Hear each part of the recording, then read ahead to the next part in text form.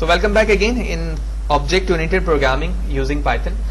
ये एक theoretical session है जहां पर हम ऑब्जेक्ट ओरिएंटेड की डेफिनेशन देखेंगे और उसके पिलर को डिस्कस करेंगे कि ऑब्जेक्ट ओरिएंटेड क्या है, किस तरह से इसकी वर्किंग होती है, इसके पिलर्स क्या हैं, कौन से ऐसे टर्म्स हैं जो ऑब्जेक्ट ओरिएंटेड में फ्रिक्वेंटली इस्तेमाल होते हैं। लिहाजा स्टार्ट करते हैं और सबसे पहले समझते हैं कि ऑब्जेक्ट ओरिएंटेड प्रोग्रामिंग से क्या मुराद है। तो सबसे पहले हमें यह समझना है कि प्रोग्रामिंग हम जब स्टार्ट करते हैं तो वो कितने तरीकों से होती है। प्रोग्रामिंग के बेसिक दो तरीके हैं। जब आप बात करें कि हम नॉर्मली जब प्रोग्रामिंग स्टार्ट करते हैं तो सी लैंग्वेज का इंतखाब करते हैं या कुछ लोग पाइथन से स्टार्ट करते हैं। तो फर्स्ट बेस हमारा होता है प्रोसीजर बेस। प्रोसीजर का मतलब ये है कि टॉप से बॉटम की तरफ आना या टॉप डाउन अप्रोच को यूज करना, कि आप ऊपर से नीचे की तरफ आ रहे हैं, अपने कोड को एग्जीक्यूट करवा रहे हैं। जिस तरह जो चीज आपने जहां लिखी है जब तक उसकी बारी नहीं आएगी वो चीज एग्जीक्यूट या रन नहीं हो सकती। वेयरएज़ अगर मैं बात करता हूं ऑब्जेक्ट ओरिएंटेड की, यहां पर अप्रोच है बॉटम से अप, यानी आप किसी भी सिस्टमैटिक फंक्शंस को या सिस्टम के तहत अपने पूरे होल प्रोग्राम को चला रहे होते हैं। किसी भी क्लास के आप ऑब्जेक्ट को क्रिएट करते हैं, उसमें मौजूद जितने फीचर्स हैं आप उसे रिट्रीव कर सकते हैं, कॉल कर सकते हैं। इस अप्रोच को यही वजह है हम कहते हैं ऑब्जेक्ट ओरिएंटेड प्रोग्रामिंग, यानी आपका जो प्रोग्राम है वो आपके क्लास के ऑब्जेक्ट पर बेस करता है। देन अब इसके कुछ बेसिक डेफिनेशन की तरफ चलते हैं जो कि according to the Wikipedia, object oriented programming is a programming paradigm based on the concept of object, जो कि हमने पहले जिक्र किया कि ये ऑब्जेक्ट के बेस पर वर्क करता है, which can contain data in the form of fields often known as attributes and code in the form of procedure often known as method. यानी इसके अंदर सबसे पहले ये डेटा को कंटेन करता है फील्ड के फॉर्म पर, और इसी तरह ये प्रोसीजर को कंटेन करता है किसके फॉर्म पर, मेथड के फॉर्म पर। A feature of object is an object procedure that can access and often modify the data field of the object which they are associated object have a notation of this or self। यहां पर ये बताया जा रहा है कि इसके जो प्रोसीजर है ऑब्जेक्ट का वो इन दो कीवर्ड पर बेस कर रहा है, दिस और सेल्फ। ये जब हम कंस्ट्रक्टर की तरफ जाते हैं तो वहां पर इन चीजों को समझते हैं कि जब मैं एक ऑब्जेक्ट बनाता हूं तो उसकी वैल्यू को किस तरह से पास करवा सकता हूं क्लास के बिहाफ पर। In object oriented programming computer programs are designed by making them out of the object that interact with one another. यानी इस प्रोग्रामिंग के अंदर, ऑब्जेक्ट ओरिएंटेड के अंदर हम डिजाइन करते हैं ऑब्जेक्ट को और वो डिजाइन ऑब्जेक्ट इंटरैक्ट करता है एक दूसरे से आपस में। अब ये कैसे, जब हम प्रैक्टिकल इंप्लीमेंटेशन पे जाएंगे तो वहां पर हम देखेंगे कि ऑब्जेक्ट ओरिएंटेड के बिहाफ पर आप दो अलग अलग सेपरेट क्लासेस बनाते हैं और उन दोनों ऑब्जेक्ट को किस तरह से इंटरैक्ट कर सकते हैं। ठीक है, यहां पर इंटरैक्ट से मुराद ये भी हो सकता है कि आप इनहेरिटेंस को किस तरह से इस्तेमाल कर सकते हैं और उन दोनों को आपस में इंटरैक्ट कैसे कर सकते हैं। ठीक है, in simple word object oriented programming जो है वो आपके ऑब्जेक्ट पर बेस करता है। ठीक है, इसी तरह इसका जो अप्रोच है वो बॉटम से अप की तरफ होता है। इसी तरह किसी भी प्रोग्रामिंग के पैराडाइम्स के कुछ बेसिक पिलर्स होते हैं। ठीक है, जिस पिलर्स के बिहाफ पर वो प्रोग्रामिंग इंप्लीमेंटेशन उसकी की जाती है। ठीक है, जो सबसे ज्यादा साइंटिस्ट के नजदीक इसके पिलर्स हैं वो 4 हैं, ऑल्दो कुछ साइंटिस्ट एक्सेप्शन हैंडलिंग को भी पिलर्स में काउंट करते हैं। तो हम कह सकते हैं कि टोटल पिलर्स जो हैं वो 5 हैं, लेकिन ऑल्दो बहुत सारे लोगों का जो है ख्याल है कि वो 4 ही हैं। लिहाजा हम इस कॉन्फ्लिक्ट पे नहीं पढ़ते हैं, बल्कि हम पांचों को ही डिस्कस करेंगे सेशन में। तो बिल्कुल शॉर्टली डेफिनेशन देखते हैं इनकैप्सुलेशन क्या है। इनकैप्सुलेशन से मुराद ये है कि जिस तरह एक सिंपल कैप्सूल है और उस कैप्सूल के अंदर उसके इंग्रेडिएंट इनक्लोज्ड है, तो कैप्सूल का जो कवर है वो उसकी बाउंड्री है। तो इसी तरह ऑब्जेक्ट ओरिएंटेड के अंदर हम अपने कोड को एक बाउंड्री देते हैं, उस बाउंड्री के बिहाफ पर उसका एक्सेस होता है। यानी उस कैप्सूल के अंदर जो इंग्रेडिएंट मौजूद है वो उस बॉडी से उस वक्त तक बाहर नहीं आ सकती जब तक आप कैप्सूल को क्या ना करें, ओपन ना करें। लिहाजा जब तक वो क्लोज है वो उसकी बाउंड्री है। तो प्रोग्रामिंग के अंदर हम इस कॉन्सेप्ट को इनकैप्सुलेशन कहते हैं, जहां पर आप यूज करते हैं access modifier, class, boundary, methods, और वहां पर आप उसकी एक बाउंड्री डिफाइन कर देते हैं कि इसका एक्सेस इस जगह से इस जगह तक है, इसके बाद नहीं है। दूसरी चीज आती है हमारे पास इनहेरिटेंस। इनहेरिटेंस से मुराद आसान लफ्जों में ये है कि ऐसे बहुत सारे फीचर्स हैं जो आपके पेरेंट्स से आपके अंदर मुंतकिल हुए हैं। फॉर एग्जाम्पल आपके आईज, ठीक है, आपके बाल का कलर, आपके स्किन का कलर, तो ऐसी वो तमाम चीजें जो जिसके लिए आपको कुछ नहीं करना पड़ा। ठीक है, वो डिफॉल्ट तौर पर आपके बॉडी के अंदर इंप्लीमेंटेड है। ठीक है, वो तमाम फीचर्स आपके अंदर मौजूद हैं। इस चीज को हम इनहेरिटेंस कहते हैं। इस कॉन्सेप्ट को ऑब्जेक्ट ओरिएंटेड में ऐड करवाया गया है। इसकी आसान सी एग्जांपल ये समझ सकते हैं कि आपने एक क्लास बनाई और उस क्लास के अंदर 10 फंक्शन बनाए हुए। तो उस 10 फंक्शन को आप चाहते हैं कि आप एक दूसरी क्लास में एक्सेस दे दें विदाउट कॉपी पेस्टिंग। यानी आपने क्लास ए को जिसके अंदर 10 फंक्शन मौजूद थे इनहेरिट कर दिया बी से, तो वो तमाम फीचर्स जो ए के अंदर मौजूद थे वो अब बी में जा चुके हैं। इसी तरह आप चाहें तो बी को सी से कर दें, सी को डी से कर दें, तो ये तमाम प्रॉपर्टी जो एक दूसरे में तमाम फीचर्स को ट्रांसफर कर रही है इनहेरिटेंस कहलाती है। और जब हम प्रैक्टिकल सेशन पे जाएंगे तो वहां पर हम फॉर्म करके भी देखेंगे कि ये किस तरह से एक दूसरे के अंदर अपने तमाम फीचर्स को मुंतकिल कर रही होती है। थर्ड पिलर है हमारे पास पॉलीमॉर्फिज्म। पॉलीमॉर्फिज्म का मतलब होता है मैनी फॉर्म्स। इसको समझने का तरीका ये हो सकता है कि आपके पास एक मेथड है, एक तरीका है किसी चीज को बनाने का, तो आप एक से ज्यादा तरीकों का इस्तेमाल कर सकते हैं उसी चीज को बनाने के लिए।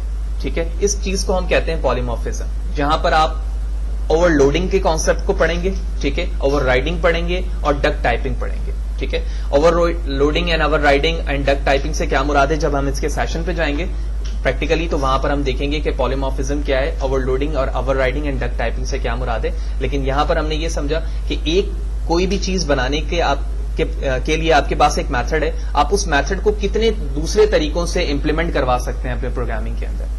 पांचवा पिलर हमारे पास फोर्थ पिलर जो है वो एब्स्ट्रक्शन है।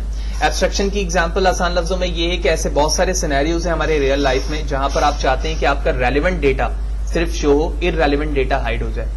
फॉर एग्जाम्पल मोबाइल है, मोबाइल के अंदर आप क्या कर रहे हैं, कीपैड के जरिए से किसी दूसरे अपने फ्रेंड्स को कॉल कर रहे हैं, तो आप सिर्फ ये चाहते हैं कि यूजर इंटरफेस में आप नंबर डायल कर सकें और उसके बाद आप उस जगह पहुंच सकें जहां पर आपकी रिक्वायरमेंट है, जो आपका टास्क है। आपको इस चीज से कोई सरोकार नहीं है कि इंटरनली अंदर काम कैसे चल रहा है। ठीक है, तो इस चीज को हम एब्स्ट्रक्शन कहते हैं। तो ऐसे प्रोग्रामिंग में बहुत सारे सिनेरियोज होते हैं जहां पर हम एब्स्ट्रक्शन को यूज करते हैं, यानी जो यूजर की रिक्वायरमेंट है, जो उसके लिए रेलेवेंट है, मैं उसको सिर्फ वो चीज दिखाऊं, और जो चीज इररेलेवेंट है उसके लिए हम उसे टेम्पररी उसे क्या कर दें, हाइड कर दें। ठीक है, इसके बाद फिफ्थ पिलर है exception handling.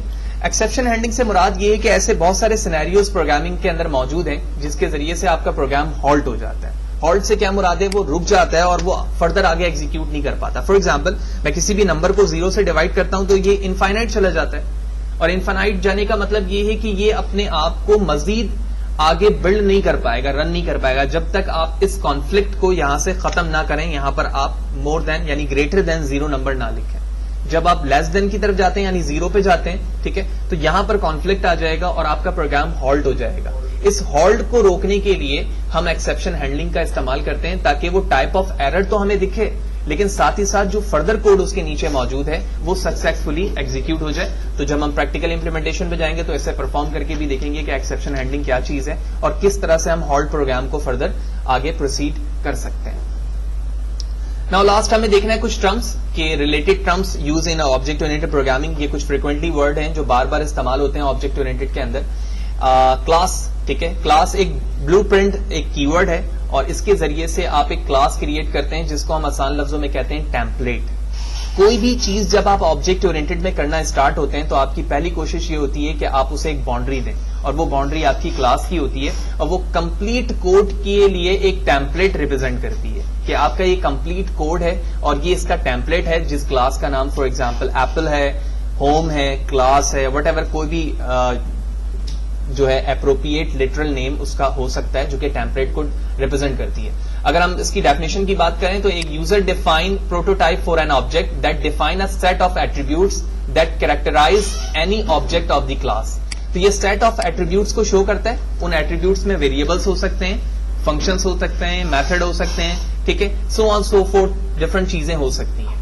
The attributes are data members। जो attributes हैं वो data members हैं। Class variable and instance variable, जैसे मैंने जिक्र किया कि क्लास के अंदर ये सारी चीजें हो सकती हैं, और इसी तरह method and access wide dot notation, और मेथड्स और इसके अलावा फर्दर चीजें भी हो सकती हैं। क्लास वेरिएबल से मुराद ये है कि वो वेरिएबल जो क्लास के अंदर आपने डिफाइन किए हैं, ठीक है। एक वेरिएबल वो है जो ग्लोबल है और एक वेरिएबल वो है जो लोकल है। तो अगर मैं लोकल वेरिएबल की बात करूं तो जो क्लास के अंदर जो वेरिएबल मौजूद है वो ग्लोबल है, लेकिन अगर मैं उसको मेथड के अंदर लेकर आ जाता हूं तो वो हमारा लोकल वेरिएबल बन जाता है। तो इस चीज को भी फ्रिक्वेंटली इस्तेमाल किया जाता है कि डेटा वेरिएबल इस वक्त ग्लोबल है या लोकल है, ये क्लास के वेरिएबल के अंदर मौजूद है या फिर वो किसी खास मेथड के अंदर मौजूद है।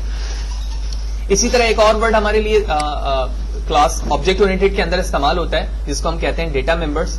यहाँ लिखा हुआ है क्लास वेरिएबल और instance variable that holds data associated with the class and its object. यानी ऐसे वेरिएबल या इंस्टेंस जो आपकी क्लास से एसोसिएट है, क्लास के साथ ज्वाइन है या उसके ऑब्जेक्ट के साथ ज्वाइन है, तो हम उसे कहते हैं कि हमारी क्लास का वो डेटा मेंबर है। यानी क्लास के अंदर जो वेरिएबल है वो क्या है, अपनी क्लास के साथ ज्वाइन हुआ है, तो वो उसकी क्लास का क्या हुआ, मेंबर हुआ।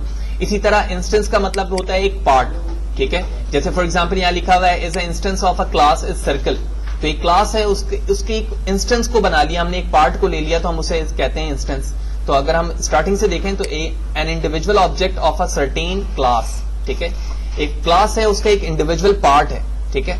N object OBJ that belong to a class circle, तो एक क्लास है जिसका नाम है सर्कल, तो उस सर्कल के क्लास के लिए हमने एक ऑब्जेक्ट बनाया जिसका नाम है ओबीजे, ठीक है। तो हम इस ओबीजे को कह सकते हैं कि ये क्लास का एक इंस्टेंस है, एक पार्ट है। आप चाहें तो ओबीजे 1, 2, 3, 4 के साथ नंबर्स ऑफ क्लासेस ऑब्जेक्ट्स बना सकते हैं इस एक सेम क्लास का। इसके बाद ऑब्जेक्ट है, जो कि हम शुरू से ही बात कर रहे हैं कि हमारा तमाम काम ऑब्जेक्ट पे होता है, और object is a instance of a class, जो कि एक क्लास का पार्ट होता है, और आप चाहें तो डिफरेंस उसके इंस्टेंस या उसके ऑब्जेक्ट को क्रिएट कर सकते हैं। तो इस सेशन पे स्टार्टिंग से हमने देखा कि ऑब्जेक्ट ओरिएंटेड क्या है, ठीक है। ब्रीफली हमने इसकी डेफिनेशन देखी जहां तक मुमकिन थी हमारे लिए इस लेवल में, जबकि हम जब प्रैक्टिकल सेशन पे जाएंगे तो हम उसे मजीद बेहतर तरीके से समझ पाएंगे कि एक एक लेवल क्या है, किस तरह से इनकैप्सुलेशन काम करता है, इनहेरिटेंस, पॉलीमॉर्फिज्म और एब्स्ट्रक्शन से क्या मुराद है, और रिलेटेड वर्ड को भी हम बार बार यूज कर रहे होंगे कि क्लास है, class variable, local variable, global variable क्या है, डेटा मेंबर्स, इंस्टेंस यानी एक पार्ट क्या चीज है, और इसी तरह एक ऑब्जेक्ट क्या काम करता है और ये क्या होता है।